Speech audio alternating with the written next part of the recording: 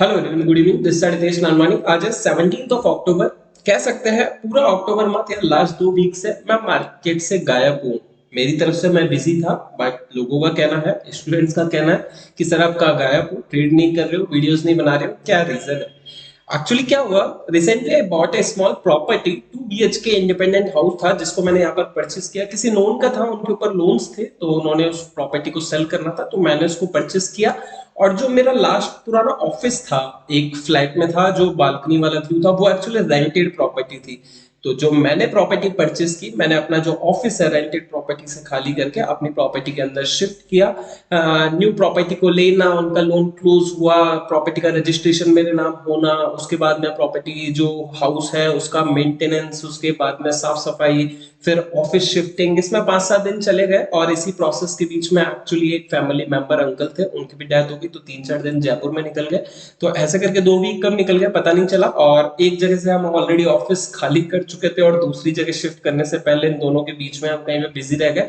तो ट्रेडिंग तो बिल्कुल नहीं हुई है और मार्केट को भी मैं ट्रैक नहीं कर पाया हूँ। वीडियोस बनाने की तो बात ही नहीं है क्योंकि सेटअप भी कुछ नहीं था। और छोटा मोटा अगर हम ट्रेड मोबाइल से लेना चाहें तो देखिए, हमारा ट्रेडिंग जो फील्ड है वो एक ऐसा फील्ड है, अगर आप एक फुल टाइम ट्रेडर हो तो ब्रेक लेना अच्छा है, ना कि अपनी ट्रेडिंग को बिगाड़ देना। डिसिप्लिन पेशेंस के साथ अगर आप काम नहीं कर पा रहे हो और आप एक फुल टाइम ट्रेडर हो तो ट्रेडिंग को बिगाड़ देने से बढ़िया है कुछ टाइम तक, 1 महीने तक ब्रेक ले लो, छोड़ दो। क्योंकि क्योंकि जबरदस्ती चीजों को करने की कोशिश करोगे ना ट्रेडिंग में, तो कितने ही अच्छे ट्रेडर हो, बिगड़ जाएगी ट्रेडिंग। 6 महीने का प्रॉफिट एक ही महीने में गायब हो जाएगा, इतना लॉस भी ट्रेडिंग आपको दे सकती है। तो बेटर है ब्रेक लेना। अभी हम बैक टू वर्क हैं, मार्केट में रिटर्न आ चुके हैं, पूरी तरह फ्री हैं। चलिए मार्केट को एनालाइज कर लेते हैं। तो चलिए देख लेते हैं मार्केट कहां पर मूव कर सकता है, एनालिसिस कर लेते हैं मंडे के लिए। मैंने भी काफी टाइम से मार्केट को वॉच नहीं किया।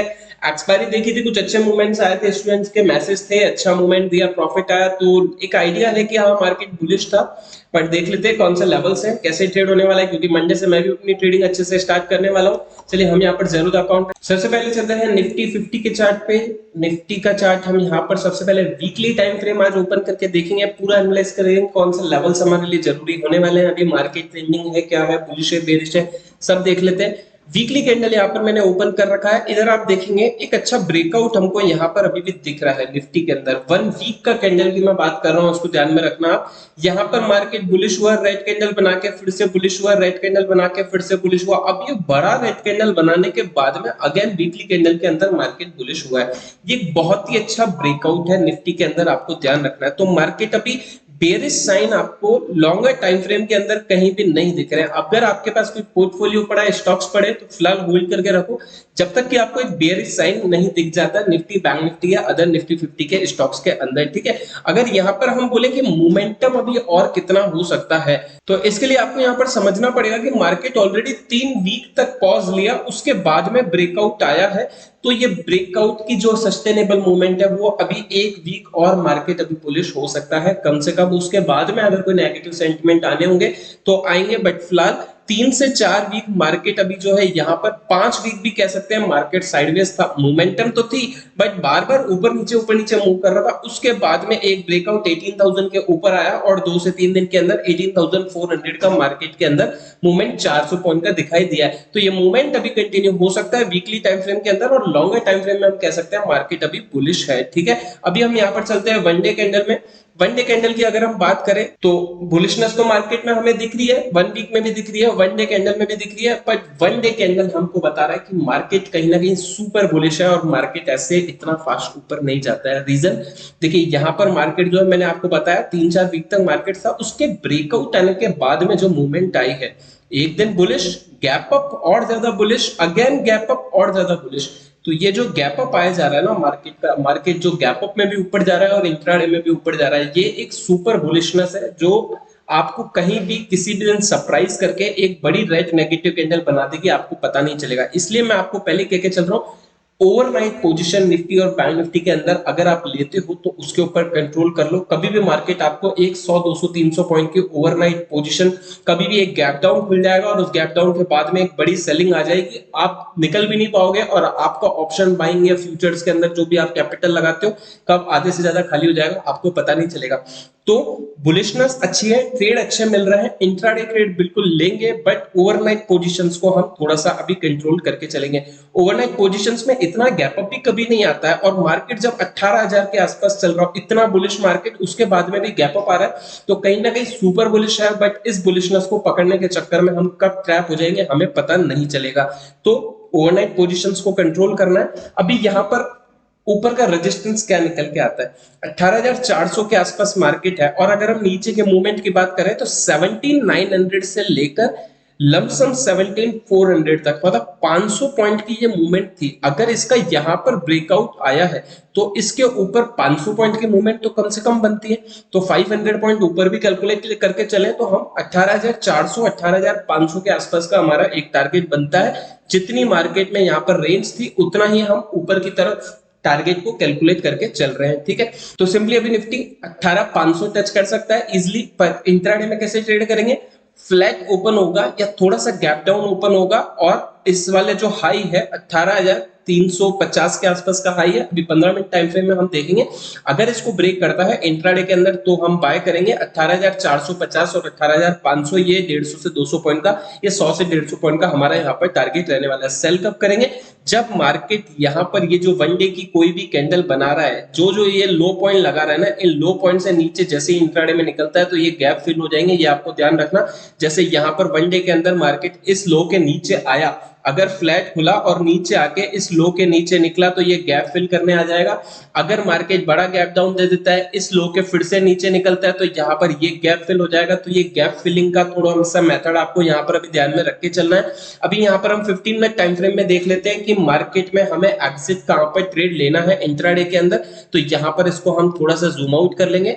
निफ्टी अगर यहाँ पर फ्लैट ओपन होता है, 18,300 से लेकर 350 के बीच में ओपन होता है, तो 18,350 के ऊपर आपको इसको बाय करना है।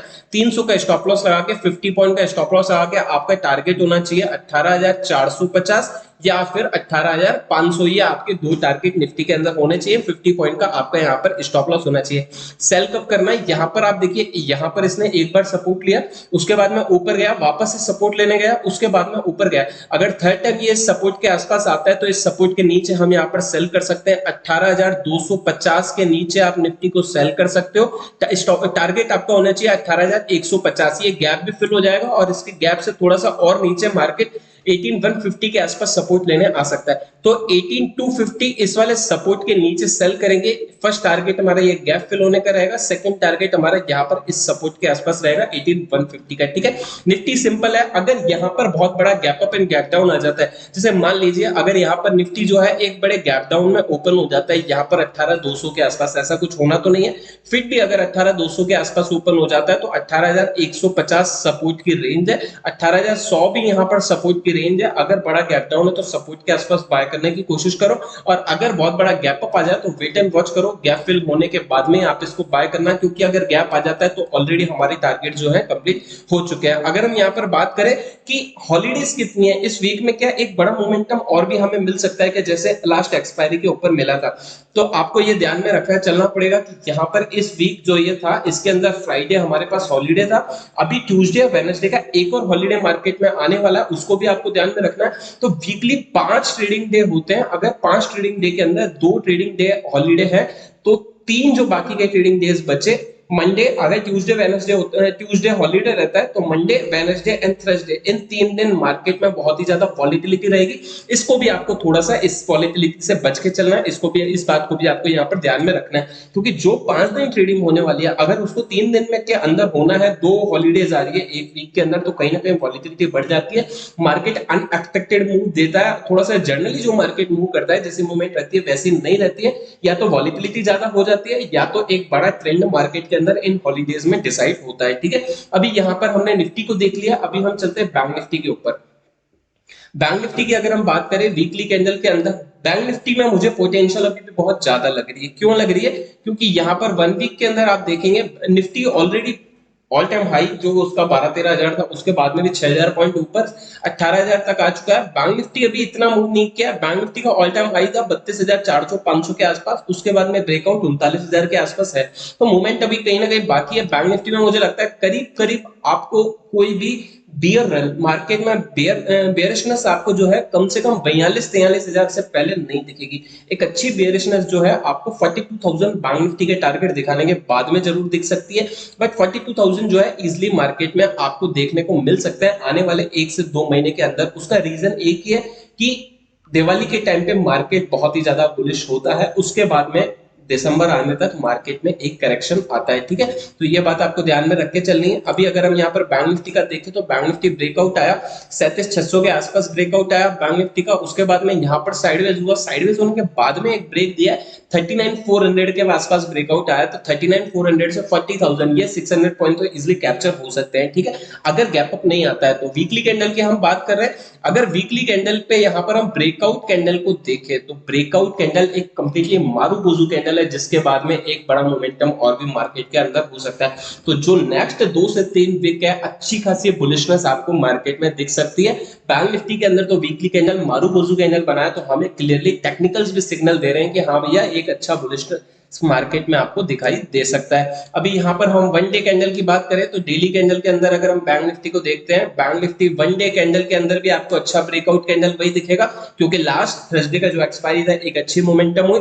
बट इसी जगह पे अगर हम ऊपर की आने वाली मोमेंटम की बात करें तो 39,400 के आसपास क्लोजिंग आई है, और 40,000 जो एक साइकोलॉजिकल नंबर होने वाला है। तो 600 पॉइंट तो आपको कैप्चर करने को इस नेक्स्ट वीक में मिल सकते हैं। नेक्स्ट वीक 40,000 के आसपास भी आता है तो इनफ मोमेंटम है, पर इसके लिए मार्केट जो है गैप अप में ऊपर नहीं आना चाहिए, नहीं तो हमको ट्रेड करने को नहीं मिलेगा। अगर मार्केट डेली बेसिस पर फ्लैट खुल के ऊपर जाता है तो अगेन जो भी हाई ब्रेक होगा उस हाई के ऊपर हम बाय करेंगे और 200 300 पॉइंट का टारगेट हम यहाँ पर बैंक निफ्टी के अंदर लेके चलेंगे। अभी अगर हम बात करें बैंक निफ्टी को हम इंट्राडे के अंदर कैसे ट्रेड कर सकते हैं कल आने वाले मंडे को, तो यहाँ पर हम 15 मिनट टाइम फ्रेम में चलते हैं। 15 मिनट टाइम फ्रेम में यहाँ पर आपको देखना पड़ेगा फ्राइडे के थर्सडे के दिन एक्सपायरी वाले दिन मार्केट अगर बुलिश हुआ है तो मतलब एक बुलिश क्लोजिंग पोजीशंस बनी है मार्केट के अंदर। अगर 39,350 या 380 के ऊपर निकलता है फ्लैट या थोड़ा सा गैप डाउन ओपन होके तो हम बाय करेंगे। 100 पॉइंट का हमारा यहाँ पर स्टॉप लॉस होगा और 250 पॉइंट का कम से कम हमारा यहाँ पर बैंक निफ्टी के अंदर टारगेट होगा, क्योंकि ऊपर का कोई रेजिस्टेंस हमारे पास नहीं है। और बाइंग तब तक नहीं छोड़ेंगे जब तक इस वीक बैंक निफ्टी 40,000 के आसपास नहीं आ जाता है। ठीक है, सिंपल लॉजिक है। अगर गैप अप आ जाता है तो गैप अप में वेट करना, गैप डाउन आ जाता है तो हाई ब्रेक होने का वेट करके आप बाय कर सकते हो। अगर बहुत बड़ा गैप डाउन आपको देखने को मिलता है, जैसे बैंक निफ्टी 39,000 को रीटेस्ट करने आता है या 38,900 को रीटेस्ट करने आता है जहां पर इसने ये ब्रेकआउट दिए हैं, तो वहां पर नीचे आने के बाद में भी आप यहां पर भी बाइंग प्लान नीचे भी कर सकते हो। और अगर हाई ब्रेक होता है तो बाइंग हमको करनी है। ठीक है, ऑल टाइम हाई ब्रेक हो रहा है तो सिंपली बाइंग बनेगी। ऊपर खुला आसमान है, मार्केट कितना भी ऊपर जा सकता है। तो यहाँ पर बैंक निफ्टी कंप्लीटली बुलिश है। अभी वीडियो काफी लंबा हो रहा है, अभी हम देख लेते हैं स्टॉक्स को। एचडीएफसी बैंक अगर हम बात करें तो बैंक निफ्टी के साथ अगर कोई स्टॉक बुलिश होंगे तो वो बैंक निफ्टी को ऊपर ले जाने वाले एक्चुअली 3-4 प्राइवेट सेक्टर के बैंक के स्टॉक्स होते हैं, जैसे HDFC bank, ICICI bank, Kotak bank, SBI government bank है। ये 5-6 बैंक जो है बैंक निफ्टी को ऊपर लेके जाते हैं और बैंक निफ्टी में पार्टिसिपेट करता है। तो इसलिए आपको एचडीएफसी और आईसीआईसी बैंक को फोकस में रख के चलना है। अगर आप एक इक्विटी ट्रेडर हो, स्टॉक ट्रेडर हो, तो अगर आप देखेंगे बैंक निफ्टी के अंदर जैसा ब्रेकआउट आया वैसा ही ब्रेकआउट आपको यहाँ पर स्टॉक के अंदर भी देखने को मिला है। कौन से स्टॉक में? एचडीएफसी बैंक में। एचडीएफसी बैंक यहाँ पर होल्ड कर रहा था, पर लास्ट डे की जो कैंडल है बहुत ही अच्छा ब्रेकआउट देके गई है। अभी आप एचडीएफसी बैंक को 1690 के ऊपर बाय कर सकते हो। इंट्राडे के अंदर आपका 1700 और 1725 का आपका टारगेट होना चाहिए, 20-25 पॉइंट का, और 10 पॉइंट का आपको यहाँ पर स्टॉप लॉस देना है। क्यों? क्योंकि बैंक निफ्टी बुलिश है, तो इसके अंदर जो भी हैवी स्टॉक्स हैं जैसे एचडीएफसी बैंक, आईसीआईसी बैंक, ये सारे आपको बुलिशनेस दिखाएंगे। अगर आप एक इक्विटी ट्रेडर हो तो आप एचडीएफसी बैंक, आईसीआईसी बैंक और ऐसे हैवी वेटेड वाले स्टॉक्स को वॉच लिस्ट में रख सकते हो। ठीक है, अभी एचडीएफसी बैंक के लेवल मैंने आपको बता दिया। नेक्स्ट स्टॉक है आईसीआईसी बैंक। एचडीएफसी बैंक आपको ध्यान रखना है कि एचडीएफसी बैंक ने ऑल टाइम हाई ब्रेक किया, पर आईसीआईसी बैंक अभी भी ऑल टाइम हाई ब्रेक नहीं कर पाया। तो आईसीआईसी बैंक इंट्राडे के लिए नहीं है, पर फिर भी आपको इसको फोकस में रखना है। अगर 725 या 735 का ये वाला जो हाई का लेवल है, 735 एग्जैक्ट लेवल है आईसीआईसी बैंक का, अगर ये ऊपर ब्रेक होता है तो आप ऐसे आईसीआईसी बैंक को अगेन पोजिशनली भी ले सकते हो। आपको 735 के ऊपर कुछ ही मंथ में 800 का टारगेट मिलेगा, 65-70 पॉइंट का टारगेट आपको एक महीने में मिल जाएगा। और और अगर ये 735 के ऊपर किसी इंट्राडे ट्रेडिंग डे में क्लोजिंग देके ब्रेक करता है तो यहाँ पर आप 10 पॉइंट का स्टॉप लॉस लगाकर 700 रुपए का स्टॉप है, मतलब 1 या 1.5%, 7 या 8-10 रुपए पॉइंट का आप यहाँ पर स्टॉप लॉस लगाकर इसको इंट्राडे में भी बाय कर सकते हो। 25 से 30 पॉइंट का आपको यहाँ पर टारगेट इजीली देखने को मिलेगा। जैसे आप यहाँ पर आईसीआईसी बैंक को अगर 735 के ऊपर बाय करते हो किसी इंट्राडे में तो आपको 725 का स्टॉप लॉस लगाना है और आपका जो टारगेट होगा 750 या 760 का आपका इंट्राडे टारगेट यहाँ पर आपको देखने को मिल सकता है। ठीक है, अभी हम नेक्स्ट स्टॉक की बात कर लेते हैं। यहाँ पर है हमारे पास रिलायंस। रिलायंस देखिए अभी निफ्टी एंड बैंक निफ्टी ने एक अच्छा मोमेंटम दिया लास्ट वीक या लास्ट ट्रेडिंग डे थर्सडे की भी बात करें, रिलायंस क्यों नहीं दे पाया, ये आपको चीज कुछ समझना पड़ेगा। रिलायंस सबसे ज्यादा हैवी स्टॉक है, अगर इसने मोमेंटम नहीं दी तो फिर भी निफ्टी एंड बैंक निफ्टी कैसे मूवमेंट देगा। तो सबसे पहले तो बात करें ऑटो सेक्टर की, जो दिवाली के आसपास जिसमें गेन आता है, अच्छा खासा परसेंटेज वाइज अप होता है, राइज पर पैटर्न बनते हैं ऑटो सेक्टर में। तो ऑटो का पार्टिसिपेट बहुत अच्छा रहा है बुलिशनेस में लास्ट वीक, और बैंक्स का पार्टिसिपेट भी बहुत अच्छा रहा है। पर अगर रिलायंस पार्टिसिपेट नहीं कर पाया इस बुल रन में, आपको समझना पड़ेगा कि आने वाले वीक के ट्रेडिंग डे में अगर मार्केट को और बुलिश होना है तो रिलायंस के साथ में ऊपर जाना पड़ेगा। बिना रिलायंस के इंडियन स्टॉक मार्केट कुछ भी नहीं है मेरे अकॉर्डिंग। तो रिलायंस अगर ऊपर जाएगा तो मार्केट और अच्छा बुलिश होगा, और रिलायंस यहाँ पर एक रेजिस्टेंस लेवल को होल्ड कर रहा है। रिलायंस का स्टॉक ये रेजिस्टेंस लेवल क्या निकल के आ रहा है, इस लेवल को हम यहाँ पर देख लेते हैं। ऑलमोस्ट ये है 2720 का जो यहाँ पर हमारे पास रिलायंस का लेवल है, अगर ये ब्रेक होता है तो आपको यहाँ पर 2700 का 20 पॉइंट का स्टॉप लॉस देके आपको यहाँ पर इसको होल्ड करना है। और यहाँ पर आपको फर्स्ट टारगेट मिलेगा इंट्राडे में 2750 का, सेकंड टारगेट आपको रिलायंस में 2800 रुपए का इजिली मिलेगा, क्योंकि 2750 2720 के आसपास जो रिलायंस है वो भी ऑल टाइम हाई ब्रेक करेगा। और एक अच्छा इतना अच्छा स्टॉक जिसके अंदर ऑल टाइम हाई ब्रेक हो रहा है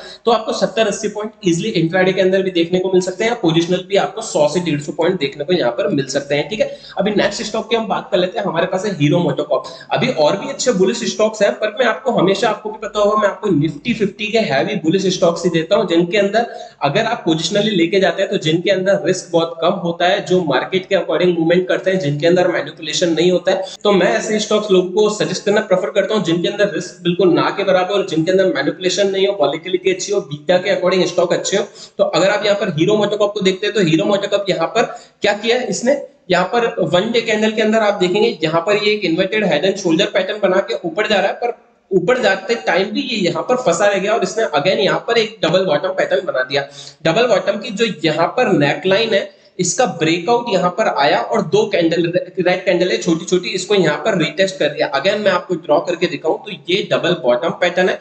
डबल बॉटम पैटर्न का यहाँ पर जो इसकी नेकलाइन है इसका ब्रेकआउट है, ऊपर निकल के नेकलाइन को रीटेस्ट कर रहा है। अभी ये नेकलाइन रीटेस्ट वाला जो ये 2950 का लेवल है, अगर ये इससे ऊपर निकल जाएगा 2950 या 55 के ऊपर तो ये एक अच्छा मोमेंटम करेगा। कम से कम ये यहाँ पर 3 से 4 दिन के अंदर आपको 100 से 150 पॉइंट का मोमेंटम दे सकता है हीरो मोटो को। और ऑटो सेक्टर है, ऑटो सेक्टर पर फोकस रखना। दिवाली के टाइम पे बहुत ही अच्छे आपको यहाँ पर प्रॉफिट देखने को स्टॉक्स के अंदर मिलेंगे। यहाँ पर 2950 या 2955 के ऊपर अगर आप बाय करते हो हीरो मोटोकॉर्प को तो आपका डायरेक्टली फर्स्ट टारगेट होना चाहिए 3000 का। 50 पॉइंट का तो आपका यहाँ पर इजिली आपको टारगेट मिलेगा।